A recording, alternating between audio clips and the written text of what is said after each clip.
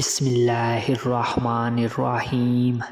ہوا کب اور کس دن شروع ہوئی؟ اللہ تعالیٰ نے ان پر یہ ہوا 7 راتیں اور 8 دن مسلسل چلائی، اور آیت میں مذکورہ لفظ حسومہ کا مفہوم ہے کہ مکمل اور مسلسل۔ کہتے ہیں کہ ہوا کی ابتدا جمعہ کے دن ہوئی، اور بعد کہتے ہیں کہ بدھ کے دن ہوئی۔ اللہ عز و جل فرماتے ہیں کہ تو قوم کو اس طرح دیکھے گا گویا وہ گرے ہوئے کھجور کے تنے ہیں۔ الحقہ، اللہ تعالیٰ نے ان کو کھجور کے تنوں کے ساتھ تشبیہ دی ہے جن کی شاخوں کو کاٹ کر خالی تنے باقی چھوڑ دیے گئے ہیں۔ واقعہ یوں ہوا کہ ہوا ان کے پاس آئی، ان کو فضا میں اٹھاتی، پھر ان کو سر کے بل نیچے پٹخ دیتی اور سر تن سے جدا ہو جاتا، اور دھڑ ٹینڈمنٹ درخت کی طرح بغیر سر کے رہ جاتا۔ جیسے کہ اللہ تعالیٰ نے فرمایا، بے شک ہم نے ان پر سخت ہوا منحوس دن میں بھیجی، یعنی وہ دن ان کے لیے منحوس ثابت ہوا اور ان پر مسلسل عذاب جاری رہا۔ وہ ہوا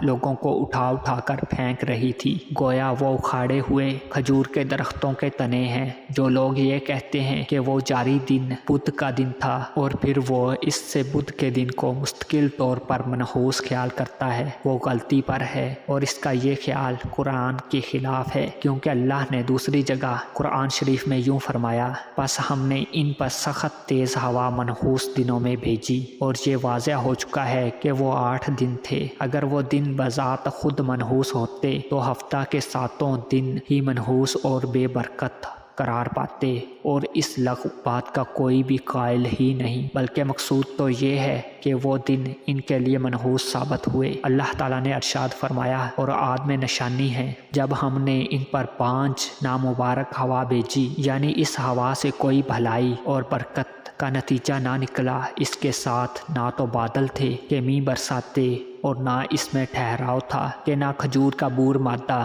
کھجور تک پہنچ جاتا اور درخت اچھے پھل لاتے، بلکہ وہ بالکل بانجھ اور بے نتیجہ تھی جس نے ان کا نام و نشان مٹا کر رکھ دیا۔ اسی لیے تو اللہ تعالیٰ نے فرمایا کہ وہ جس چیز پر بھی پہنچتی اسے ریزہ ریزہ کر دیتی، یعنی بسیدہ ختم ہونے والی چیز کی طرح کر دیتی جس سے کوئی فائدہ نہیں اٹھایا جا سکتا۔ حضور نبی کریم صلی اللہ علیہ وآلہ وسلم نے فرمایا کہ بعد صباح مشرق کی طرف سے چلنے والی ہوا کے ساتھ میری مدد کی گئی، اور عادی پچھوائی ہوا سے تباہ ہو کر برباد کیے گئے۔ اور اللہ تعالیٰ نے فرمایا کہ اور عاد کے بھائی ہود کو یاد کر، جب اس نے احقاف میں اپنی قوم کو اللہ کے عذاب سے ڈرایا، اور یقیناً اس سے پہلے بھی ڈرانے والے گزر چکے ہیں، اور اس کے بعد بھی کہ اللہ کے سوا کسی کی عبادت نہ کرو، بے شک میں تم پر بڑے عذاب کے دن سے ڈرتا ہوں۔ اس آیت میں جس عاد کا تذکرہ ہوا ہے وہ عاد اولیٰ ہے، کیونکہ آیت کا سیاق عاد اولیٰ کے قصہ کے ساتھ زیادہ مشابہت رکھتا ہے، اور یہ ممکن ہے کہ اس سے مراد عاد ثانیہ ہو،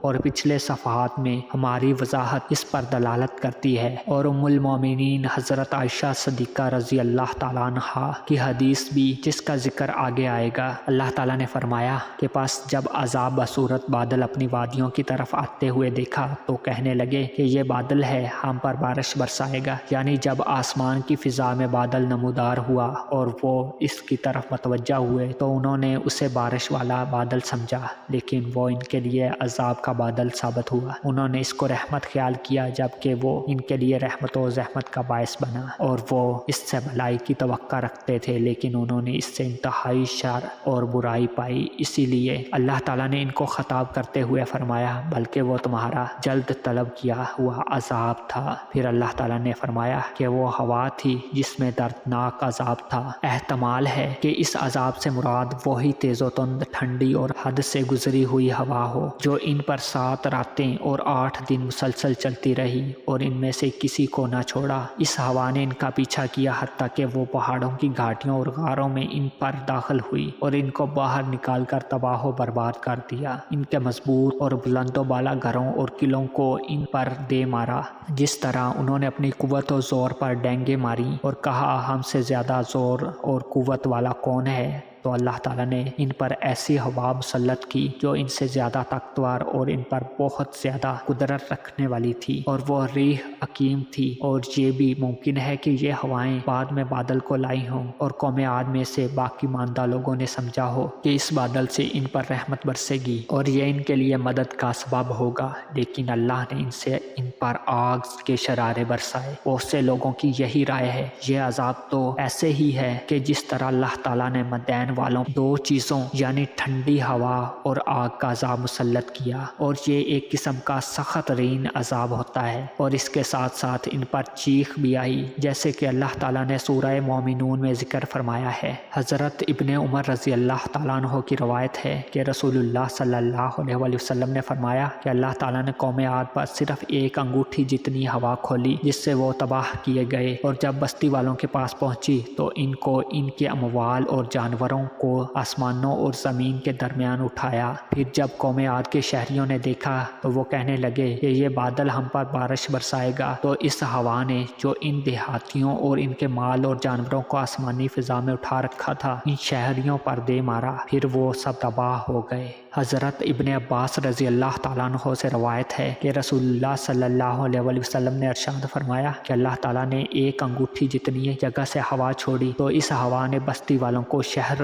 والوں کی طرف پہنچا دیا اور ان سب کو اٹھایا۔ جب شہر والوں نے ہوا دیکھی تو وہ کہنے لگے ہماری وادیوں کی طرف بڑھنے والا یہ بادل ہم پر بارش برسائے گا، اور ان دیہاتیوں کو ہوا نے اٹھایا تھا تو ان کو اللہ تعالیٰ نے شہریوں پر پٹخ دیا تو وہ سب تباہ و برباد ہو گئے۔ راوی کہتے ہیں کہ وہ ہوا اپنے نگران فرشتوں کے کنٹرول سے باہر ہو گئی اور دروازوں کے سوراخوں سے زبردستی نکلتی ہی رہی۔ میں کہتا ہوں کہ ایک رائے یہ بھی ہے کہ وہ ہوا بلا حساب نکلی تھی، اور اس حدیث کے مرفوع ہونے میں شبہ ہے۔ اس میں ایک راوی مسلم ملائی ہے، اس کے بارے میں محدثین کا اختلاف ہے، اور اس میں ایک طرح کا اضطراب بھی ہے۔ آیت کے ظاہر سے معلوم ہوتا ہے کہ انہوں نے بادل دیکھا تھا، اور لغت کے لحاظ سے بھی عارض کا معنی بادل کہا جاتا ہے۔ حارث بن حسان البکری کی حدیث بھی اس پر دلالت کرتی ہے، لیکن یہ اس صورت میں ہے کہ جب ہم اسے اس قصے کے لیے مفسر سمجھیں۔ اس سے زیادہ واضح حدیث جو مسلم نے حضرت ام المومنین حضرت عائشہ صدیقہ رضی اللہ تعالیٰ عنہا سے روایت کی ہے۔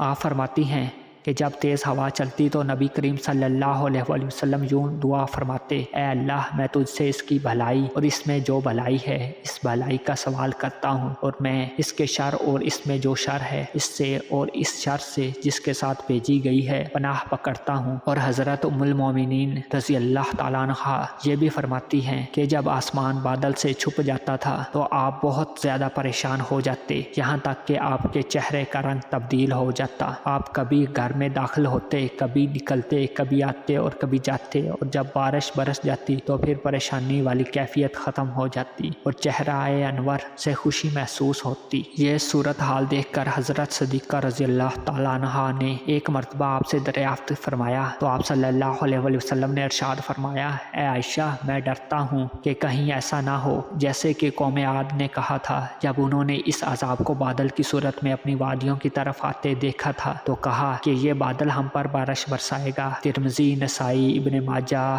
بروایت ابن جریج۔ ایک اور سند سے امام احمد رحمۃ اللہ علیہ نے حضرت عائشہ رضی اللہ تعالیٰ عنہا سے روایت کی ہے کہ آپ فرماتی ہیں کہ میں نے رسول اللہ صلی اللہ علیہ وسلم کو کبھی بھی زیادہ ہنستے نہیں دیکھا کہ آپ کے منہ مبارک کے اندر کا آخری حصہ ظاہر ہو جاتا ہو، آپ صرف مسکراتے تھے۔ آپ فرماتی کہ آپ جب بادل یا ہوا دیکھتے تو اس کا اثر آپ کے چہرے مبارک پر نمایاں محسوس ہوتا۔ میں نے عرض کی، اے اللہ کے رسول، لوگ جب بادل دیکھتے ہیں تو بارش کی امید سے خوش ہو جاتے ہیں، لیکن میں آپ کو دیکھتی ہوں، آپ جب بادل دیکھتے ہیں تو آپ کے چہرے پر ناگواری کے اثرات محسوس کرتی ہوں۔ آپ نے ارشاد فرمایا، اے عائشہ رضی اللہ تعالیٰ عنہا، میں ڈرتا ہوں کہ کہیں اس میں عذاب نہ ہو۔ قوم نوح ہوا کے ساتھ عذاب دی گئی، اور ایک قوم نے عذاب کا بادل دیکھ کر کہا کہ یہ بادل ہم پر بارش برسائے گا۔ یہ حدیث دونوں قصوں کے مختلف ہونے کے بارے میں صریح اور واضح ہے، جیسے ہم نے پہلے اشارہ کیا ہے، اس لیے